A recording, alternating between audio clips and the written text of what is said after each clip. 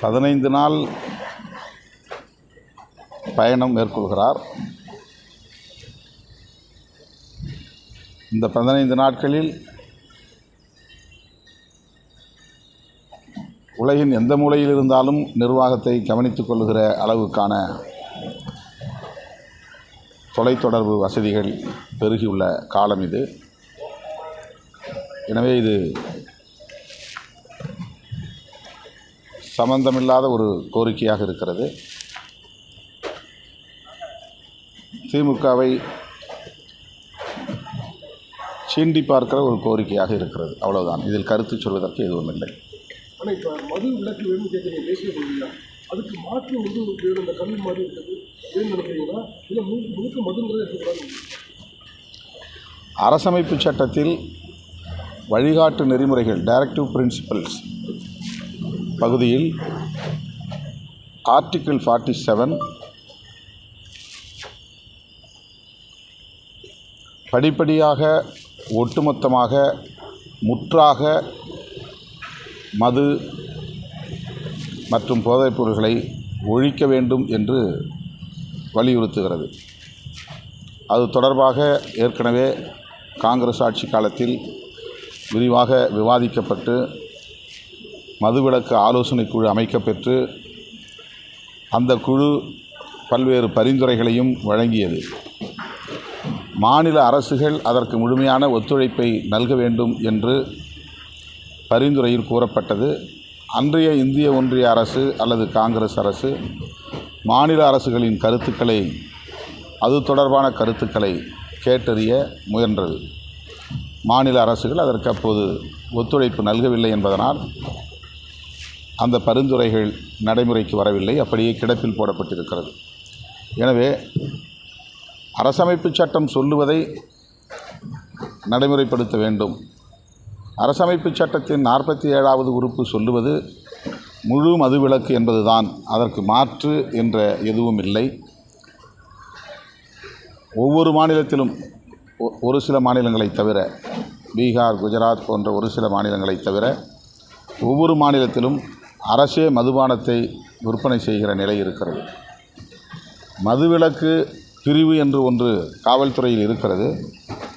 ஆனால் மதுவிலக்கை நடைமுறைப்படுத்தாமல் மது வியாபாரத்தை நடைமுறைப்படுத்துவதற்குத்தான் அந்த பிரிவு பயன்படுத்தப்படுகிறது. அதுதான் யதார்த்தமான உண்மை. இது எல்லா மாநிலங்களிலும் இருக்கிற ஒன்றாக இருக்கிறது. ஐஏஎஸ், ஐபிஎஸ் படித்த உயர் அதிகாரிகளை, அவர்களின் சிறந்த ஆளுமைகளை ஆட்சி நிர்வாகத்தின் மேம்பாட்டுக்கு பயன்படுத்தாமல் இதுபோல மதுவை வியாபாரம் செய்வது எப்படி, லாபத்தை பெருக்குவது எப்படி, கடைகளின் எண்ணிக்கையை பெருக்குவது எப்படி என்பதற்கு அந்த அதிகாரிகளின் சிந்தனை, ஆற்றல் பயன்படுத்தப்படுகிறது. இது வேதனைக்குரியது.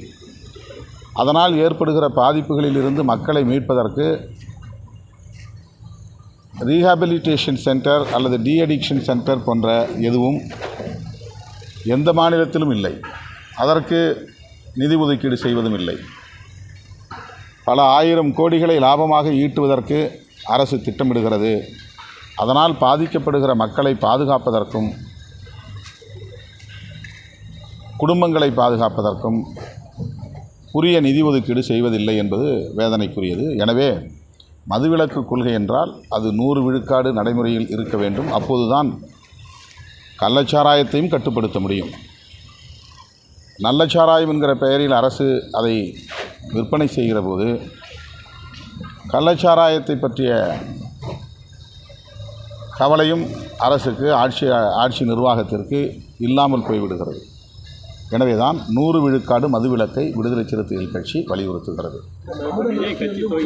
இந்த சூழலில் ஆர்எஸ் பாரதி ஒரு கமெண்ட் சொல்லியிருக்காரு, கட்சி தொகுதியெல்லாம் எம்ஜிஆர் ஆட்சியான்னு சொல்லியிருக்காரு. அதை நீங்கள் எப்படி பார்க்குறீங்க? இது எல்லாரும் சொல்கிறது தான். அது ஆர்எஸ் பாரதி மட்டும் சொல்கிறதில்ல. சினிமாவிலே இருந்து அரசியலுக்கு வந்து ஆட்சியை கைப்பற்றிவிட முடியும் என்கிற ஒரு எண்ணம் நீண்ட காலமாக தமிழக அரசியலில் இருந்து வருகிற ஒன்று தான். அந்த முயற்சியை ஆந்திராவிலும் கூட என்டிஆரை பின்பற்றி பலர் வந்து பார்த்தார்கள். தமிழ்நாட்டிலே அப்படி பலர் முயற்சித்தும் அதில் வெற்றி பெற முடியவில்லை என்ற ஒரு விமர்சனம் இருக்கிறது. எம்ஜிஆர் சினிமாவில் இருந்த காலத்திலேயே அரசியலில் தீவிரமாக ஈடுபாடு கொண்டிருந்தார். அதனால் அவர் அரசியலிலிருந்து, அதாவது ஒரு ஒழுங்கு நடவடிக்கை என்கிற பெயரால் திமுகவிலிருந்து வெளியேற்றப்பட்ட போது நீண்ட நெடிய அனுபவமுள்ள பல தலைவர்கள் அவரோடு வெளியேறினார்கள். அவருடைய வெற்றிக்கு அது ஒரு காரணம். வெறும் சினிமா ரசிகர் மன்ற தலைவர்களை மட்டுமே வைத்துக்கொண்டு அவர் அரசியல் செய்யவில்லை. அவர் கட்சியை தொடங்குகிற போது திமுகவிலிருந்து அவரோடு சேர்ந்து விலகிய பல அரசியல் தலைவர்கள், கட்சி நிர்வாகத்தில் அனுபவம் உள்ளவர்கள் அவரோடு இருந்தார்கள். அதனால் வெற்றி பெற முடிந்தது. அதன் பிறகு வந்த தலைவர்கள், அதாவது சினிமா மூலம் வந்த தலைவர்கள், அதில் பிரகாசிக்க முடியாமல் போனதற்கு அது ஒரு காரணம். தற்போது மக்களிடையே எழுந்துள்ள, சமூக ஊடகங்களின் வாயிலாக வளர்ந்துள்ள அரசியல் விழிப்புணர்வும் இன்னொரு காரணம். ஆகவே அந்த விமர்சனம் ஒரு பொதுவாக வைக்கப்படுகிற ஒன்று, அவ்வளவுதான். அதில் எதுவும் நாம் உள்நோக்கம் இருப்பதாக பார்க்க வேண்டியதில்லை. விஜய் ஆரம்பித்த கட்சினால தமிழகத்தில் இந்த கூட்டணியில் ஏதாவது வேறுபாடு மாறுபாடு நடப்பதற்கு வாய்ப்பு நினைக்கிறீங்க? அது பார்க்கலாம். விஜய் அவர்களுக்கு என்னுடைய வாழ்த்துக்கள். அவர் அரசியல் எவ்வளவு கடினமானது, போராட்டங்கள் நிறைந்த ஒரு களம் என்பதை இனி நடைமுறையில் அவர் சந்திக்க நிறைய வாய்ப்புகள் உருவாகும். அதில் தாக்கு பிடித்து அவர் நிற்க வேண்டும், மக்களுடைய நன்மதிப்பை பெற வேண்டும். இதுவெல்லாம் நிகழ்ந்த பிறகுதான் இது குறித்து நாம் ஒரு கருத்தை சொல்ல முடியும். முன்கூட்டியே நாம் ஒரு யூகத்தில் கணக்கு போட்டு சொல்ல முடியாது. அரசியலில் விஜய் அவர்கள் வெற்றி பெறுவதற்கு என்னுடைய வாழ்த்துக்கள். பாதகம் செய்பவரை கண்டால் நாம் பயங்கொள்ளலாகாது பாப்பா, மோதி மிதித்து விடு பாப்பா, அவர் முகத்தில் உமிழ்ந்து விடு பாப்பா.